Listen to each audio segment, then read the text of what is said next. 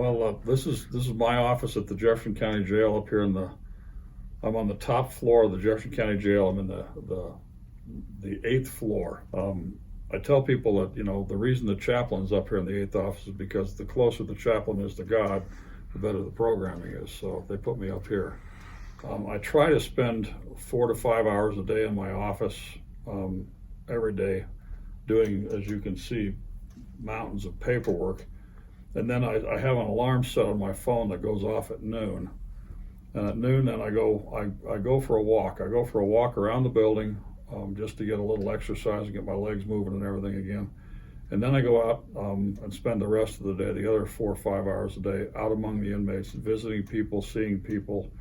I have to talk to people about religious diets, and I have to, talk to people about just all myriad of things. I honestly feel like a lot of times God says, you and I had a thing going, and I'm not happy with the fact that you wandered away from me, so I'm going to get you arrested again, brought back here where you get clean, dry, sober, and fed, and quiet, so you can start to hear my voice again. And I see that happen constantly. I get to be a part of that.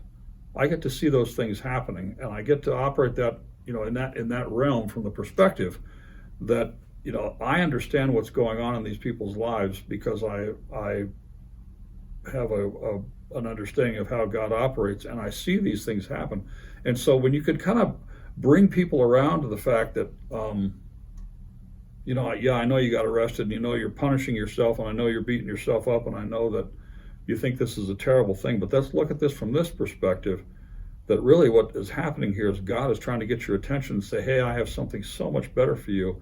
Let's try again. It's almost like hitting a reset button. We're going to reboot. We're going to try again. A fellow named Reuben sent me a kite. And, the first thing that happened when I came in to see Reuben, Reuben sent me a kite, said he wanted to see me. And so the first thing that happened when I went to see Reuben is he pulled up his shirt. And Reuben had, in 4-inch letters across his chest, he had Bloods, tattooed across his chest. And he said, chap, I've been banging with the gang for, since I was 16 years old, and I'm 32 years old now, and I got me a kid, and I just got to do me something different. I just got to do something different. And I got to change. I got this little girl now, and she deserves better than I can give her. And Reuben pulled out of his thing, he pulled out a Gospel of John that he found on the book cart. And he says, I starts reading me this, and he says, and I'll just tell you the way he said it. He says, this guy Jesus, he got his ass kicked so I could be cool with God.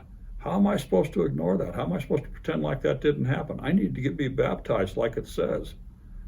And, and I baptized Reuben just a few days later, and Reuben preached at his baptismal service. And he preached. He just gave his testimony. He just said, just talking about how God had changed his life and about how things were totally different because he just realized who God was and what God wanted to do in his life just from reading the scriptures. I had nothing to do with it. All I did was respond to the request. And, it was a remarkable transformation.